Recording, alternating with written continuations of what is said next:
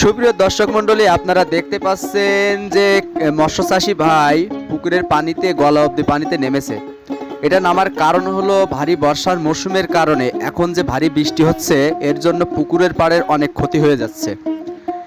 পুকুরের এক প্রান্ত থেকে অন্যের পুকুরে মাছ চলে যাওয়ার কারণে কৃষক ভাই একপাশে নিজের পুকুরের অংশটুকুতে নেট দিয়ে সুন্দরভাবে বাঁধন বেঁধে দিয়েছে, যাতে মাটির থেকে গর্ত করে মাছ এ প্রান্ত থেকে ও প্রান্তে না চলে যায়। এটা করার পরেও উনি লক্ষ্য করেছে যে ওনার পুকুরের বেড়িবাঁধ ক্ষয়া হতে হতে এতটা নিচে নেমে গেছে যে পুকুরের বেড়িবাঁধের পানি একটার ছুঁতে প্রায় 1 বিঘাতের মতো জায়গা আছে।